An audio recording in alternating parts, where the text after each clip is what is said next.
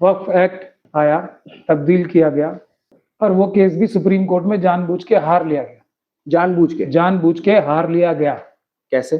तीसरी बार पूछना है तो जानबूझ के हार लिया गया। जो इंसान, जो पार्टी सुप्रीम कोर्ट गई, वो हारने के लिए ही गई थी। या तो वो बहुत बड़े नादान थे, या इस रेस में चले गए कि कुछ लोगों ने पहले डाल दिया तो हम कहीं पीछे ना रह जाएं।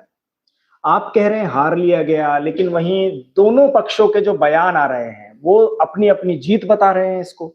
मुसलमान तंजीमें भी इसको अपनी जीत बता रही हैं, सुप्रीम कोर्ट का एक बहुत अहम और अच्छा फैसला बता रही तो हैं। दोनों आरएसएस के लोग ही है ना जो अपनी जीत बता रहे हैं, दोनों की जीत हुई है, इसमें क्या बुराई, गलत बात है।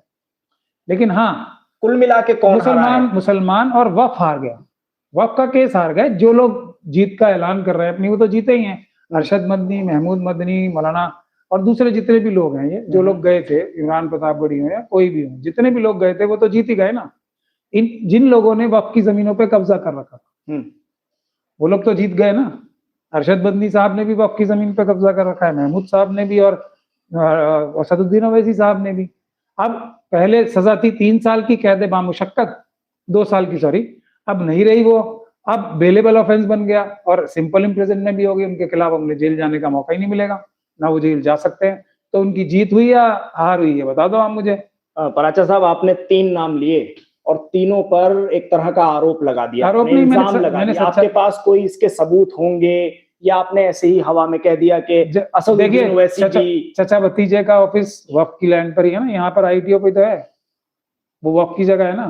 कितनी बड़ी जगह है। क्या वो जो पुराना 2013 का एक्ट था उसके हिसाब से लीज मनी दे रहे हैं? और चाचा ने सामने भी उसकी प्रॉपर्टी ले ली है वक्फ की, क्या वो लीज मनी दे रहे हैं? असदुद्दीन ओवैसी साहब का घर और दफ्तर मेरी जानकारी के हिसाब से दोनों वक्फ की जमीनों पे हैं। और असदुद्दीन साहब तो बहुत ही महान आदमी है। पिछले 25 साल से तो हैदराबाद और तेलंगाना अब, और उससे पहले आंध्रा में वक्फ की पूरी तरीके से कंट्रोल तो असदुद्दीन ओवैसी साहब का था। सारे मुस्लिम एमएलए भी आते थे और सब उनका ही कंट्रोल था, और हर सरकार वक्फ तो उनके हवाले कर दी थी। आप जाके तेलंगाना की वक्फ की वेबसाइट पे देख लो, 80% एनक्रोचमेंट्स हैं। और पिछले 20 साल में जो काबिज था, जो पूरी वक्फ बोर्ड को कंट्रोल कर रहा था, तो 80% अगर एनक्रोचमेंट्स हैं तो किसकी जिम्मेदारी है, मेरी या असदुद्दीन ओवैसी साहब की? तो ये लोग तो खुश हो गए ना, जो एनक्रोचर्स थे। और जो आने वाले प्रोस्पेक्टिव एनक्रोचर्स है वो भी खुश हैं कि अब हमें भी मौका मिलेगा, लूटो जितना मर्जी जिससे लूटा जाए। आप मुझे ये बताइए, जब 48 अमेंडमेंट्स आई थी इसमें, तो जब ये लोग गए थे अदालत में, तो क्या कह के गए थे कि 48 की 48 चीजें वक्फ के खिलाफ हैं। बिल्कुल। क्या उस 48 में से एक भी चीज क्या सुप्रीम कोर्ट ने स्टे कर दी? नहीं ना। तो ये कौन सी जीत है, किसकी जीत है? आरएसएस की जीत है ना। मगर ये सब लोग भी आरएसएस के ही मेंबर्स हैं, इसलिए दोनों पक्ष की जीत हुई है, लेकिन दोनों आरएसएस के मेंबर्स हैं।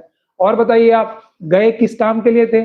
कि भाई जो नॉन मुस्लिम्स हैं वो वक्फ बोर्ड में, ना सेंट्रल वक्फ काउंसिल में, ना वक्फ बोर्ड में मेंबर नहीं होने चाहिए। उनका कोई दखल नहीं होगा। बिल्कुल दखल नहीं होना चाहिए। और ताली और खुशी किस बात की हो रही है कि जो स्टेट में 3-3 मेंबर्स आएंगे नॉन मुस्लिम सब, और सेंट्रल में जो वक्फ काउंसिल है उसमें 4 आएंगे। तो ये आरएसएस की जीत हुई या किसी और की जीत हुई, बता दीजिए मुझे। और बताइए, मैं आपको क्या बताऊं, once a Waqf always a वक्फ। बिल्कुल था, अब है, स्टे है उस पे, नहीं है ना, फिर भी जीत हो गई। तो किसकी जीत हुई? आरएसएस की। ये सब आरएसएस के ही तो लोग हैं। अब 6 तारीख तक देखिए, एक और अहम बात मैं बता रहा हूं, क्यों मैं ऐसी बात करता हूं। 6 तारीख तक टाइम है। अब जो ये कानून आ गया है, मुसल्लत हो गया है, 6 तारीख तक का टाइम है कि हम अपनी सारी प्रॉपर्टीज रजिस्टर कराएं उसकी वेबसाइट पे। इन लोगों ने अब आंदोलन ऐलान किया है कि 6 तारीख तक आंदोलन की तैयारी करो, और 6 तारीख तक ये जो आ रही है अक्टूबर, आखिरी तारीख है वो, 6 तारीख तक तो इस चीज में बिजी हो जाओ तुम, ठीक है? और रजिस्ट्रेशन मत कराओ। 6 के बाद आंदोलन शुरू करेंगे मुंह दिखाने के लिए। आरएसएस जब बोलेगी चुप तो चुप।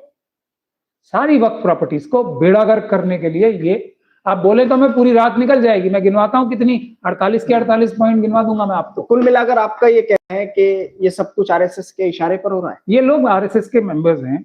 अब आरएसएस के अंदर ये कुछ बगावत करना चाहते हैं तो ये कब करेंगे तब मुझे पता लगेगा, तब मैं बताऊंगा। अभी तो ये आरएसएस के ओबीडियंट, आज्ञाकारी मेंबर्स हैं ये सब लोग जो सुप्रीम कोर्ट गए थे।